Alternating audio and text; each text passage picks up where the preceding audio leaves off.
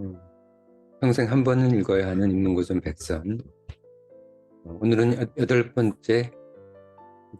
여덟 번째 책은 어린 왕자. 생텍쥐 페리의 어린 왕자가 여덟 번째 책이다. 이 어린 왕자는 너무 유명해서 모르는 사람이 없을 정도로 대중화된 책이긴 하지만 그 속에 숨어 있는 의미들을 깊이 생각하면서 읽게 되면 또 다른 의미의 어린 왕자가 탄생할 수 있는 그런 책이다. 자, 어린 왕자가 왜 평생 한 번을 읽어야 하는 책인지, 그리고 어떤 관점으로 책을 읽어야 하는지, 자, 공부해 보도록 하자.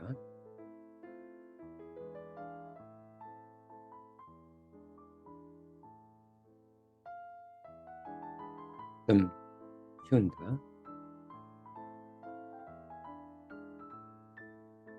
어린 왕자가 18개 챕터인가 20개 챕터인가 정도가 있는데 그 중에서 네 번째 챕터 공부해보자. 자, 이런 식으로 나는 또 다른 중요한 사실을 배웠습니다. 그것은 왕자가 사는 별이 집 한 채 정도 크기라는 사실입니다.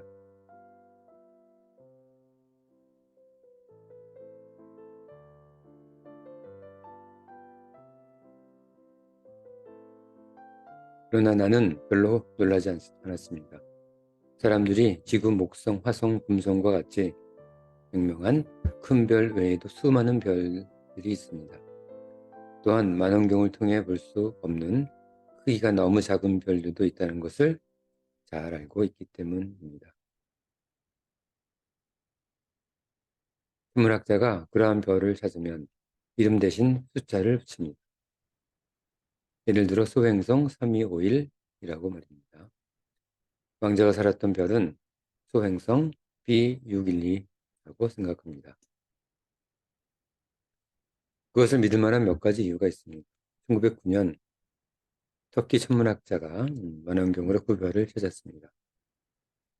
그 당시 천문학자는 국제천문학회의에서 그가 찾은 것에 대한 중요한 증거를 대면서 완벽히 증명했지만 초라한 터키 옷을 입고 있었기 때문에 아무도 그의 발표를 믿지 않았습니다.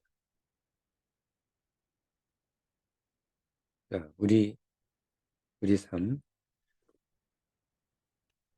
우리 삶 속 부조리를 비판하고 있다. 어른들은 모두 이렇습니다. 어린 왕자에서 어른들은 어리석은 사람, 아이들은 지혜로운 사람으로 표현되고 있다. 어른들이 아니라 어른들은 어리석은 사람. 어린 왕자의 이야기는 어린이가 아니라 지혜로운 사람을 대변하는 것이겠지.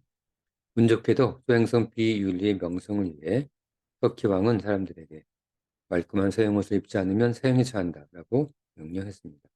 자, 그렇기 때문에 어쩔 수 없이 말끔한 서양 옷을 입을 수밖에 없었겠지.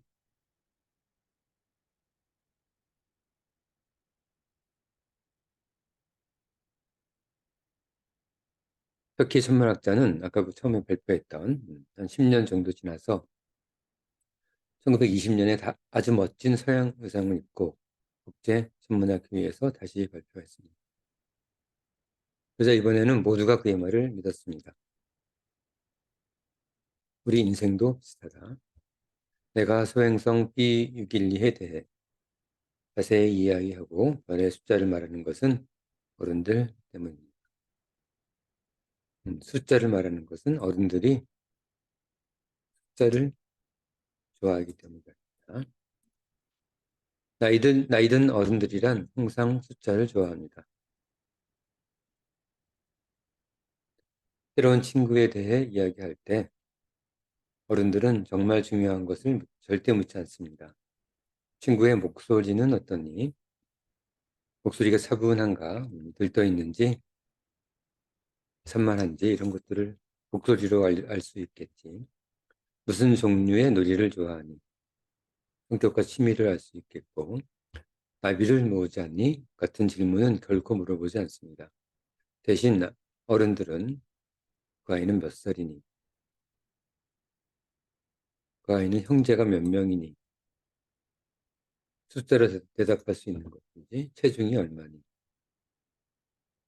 친구의 아버지는 돈이 얼마나 있지? 돈이 얼마나 있지? 이런 것만 묻습니다. 그러니까 숫자로 답할 수 있는 것만 묻습니다. 이런 답을 들어야만 어른들은 그 친구가 누구인지 알고 있다고 생각합니다. 어른들에게 창문에 제라늄 화분이 있고 지붕에 빌기가 있는 예쁜 분홍색 벽돌집을 보았어요 라고 하면 그들은 그 집이 어떤 집인지 상상하지 못합니다. 어른들에게는 나는 10만 프랑짜리 집을 보았어요 라고 말해야 합니다.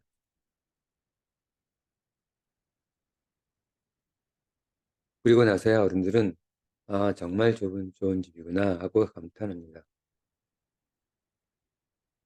자, 어른들을 비판하고 있다. 왕자는 정말 멋있었고 가르르 크게 웃었으며 양을 갖고 싶어 했어. 그것은 왕자가 이 세상에 존재하는 증거야.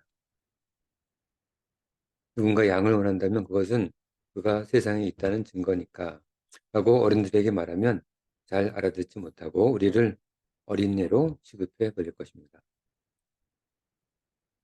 어린애 취급, 철없는 어린애 취급한다는 거예요. 어리석은 사람들이 자신의 어리석음을 알지 못하고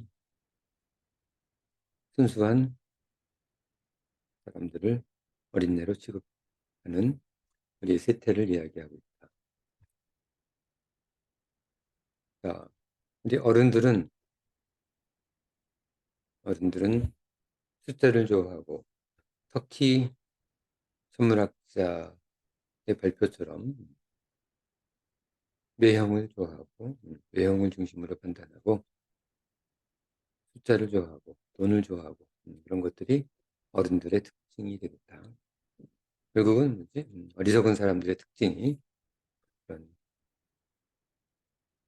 것들을 좋아하는 것이겠지. 자, 그럼 이번에는 아이들이 어린 왕자가 중요하게 생각하는 것, 아이들이 중요하게 생각하는 것은 무엇인지 보도록 하자. 어린 왕자가 중요하게 생각한 것은 무엇일까? 그러면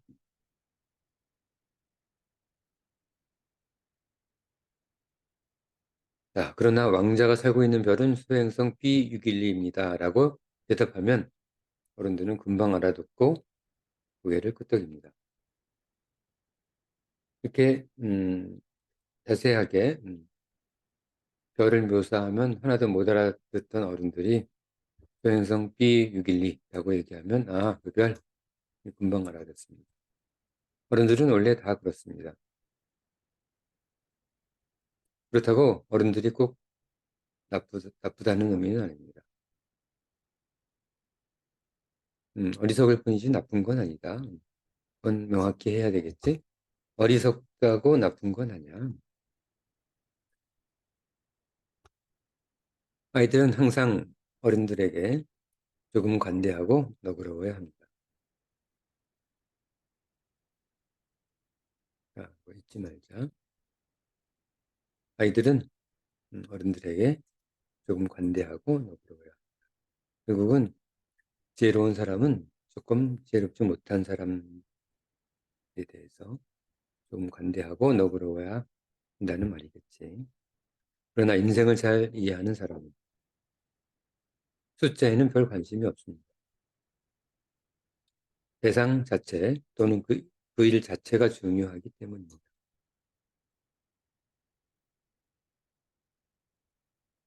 이 이야기를 동화처럼 시작하고 싶었습니다. 옛날에 어린 왕자가 나보다 클지 말지한 작은 별에 살았습니다. 그는 친구를 사귀고 싶어 했습니다. 그래서 어린 왕자는 라는 식입니다. 숫자가 없지. 삶을 이해하는 사람들은 이처럼 말하는 것이 훨씬 더 진실할 것입니다. 대상 그 자체, 우리 그 자체에 대해서 중요시하는 거지. 그 이유는 많은 사람들이 이 책을 너무 마음대로 읽지 않기를 바랐기 때문입니다. 나는 조금 왕자를 생각하면 조금 슬퍼집니다. 그 친구가 양을 데리고 떠난 지 벌써 6년이 지났습니다. 내가 친구에 대해 이처럼 자세히 쓰는 이유는 그를 잊지 않기 위해서입니다. 자, 우리는 친구를 우리 삶에서 중요시해야 한다고 나타내고 있다. 친구를 잃는 것은 정말 슬픈 일입니다. 모든 사람이 항상 진짜 친구가 있는 것은 아닙니다.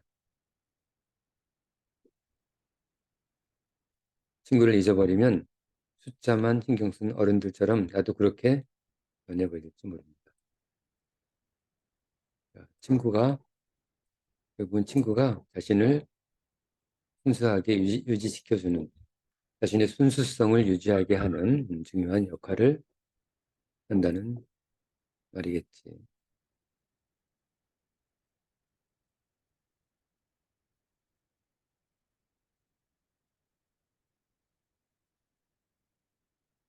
자, 친구 때문에 나는 그림 물감 한 상자와 연필 한 상자를 새로 샀습니다. 6살 때 속이 보이는 엄청나게 큰 보아 구렁이 말고는 별로 그려본 적이 없는 내가 유명한 모자 그림이지. 지금 이렇게 다시 그림을 그리는 것은 매우 어렵고 힘든 일입니다. 물론 나는 가능한 한 실제에 가깝게 그리려고 노력할 것입니다. 그러나 내가 성공할지는 확신하지 못하겠습니다. 어떤 그림은 잘 그려지겠지만 어떤 그림은 그렇지 않습니다. 높이도 약간 다릅니다.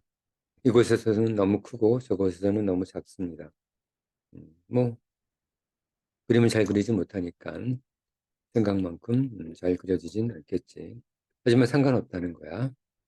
나는 옷의 색깔에 대해서도 확신하지 못합니다. 그래서 나는 이런저런 더듬더듬 그려볼 수밖에 없습니다. 하지만 매우 중요한 부분이 잘못될 수도 있습니다. 그러나 어린 왕자는 나를 관대하게 용서해야 합니다.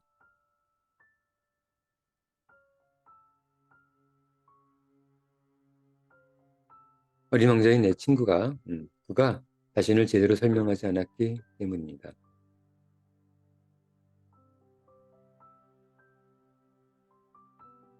그는 내가 자신과 비슷하다고 생각했을 수도 있습니다. 그래서 별리 설명하지 않았던 거지. 그러나 불행히도 나는 상자 속 양을 상상해서 볼 수 있는 눈이 없습니다. 나는 어른들처럼 조금씩 변하고 있는지도 모릅니다. 아마 나도 나이가 들었는지 모르겠습니다. 자, 아이들이 중요시하는 것은 대상 그 자체, 물 자체, 대상 자체, 존재 자체고 친구고 친구를 중요시하고 있지. 상대방을 관대하게 용서하고 그들을 이해하는 태도 이런 것들이 중요하다고 얘기하고 있다. 상자 속 양을 상상해서 볼 수 있는 눈 그것도 중요하게 생각을 하고 있지. 대상 자체, 그 일 자체가 중요해.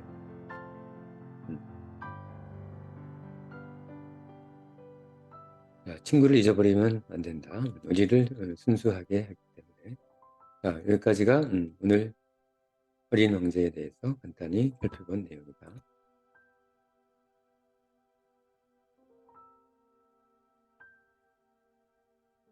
자, 어린 왕자가 우리가 왜 평생 한번 읽어야 하는 책인지 오늘 공부한 내용을 잘 참고해서 가까운 도서관에서 가까운 서점에서 책을 구해서 기회가 되면 한번 읽어보기 바란다.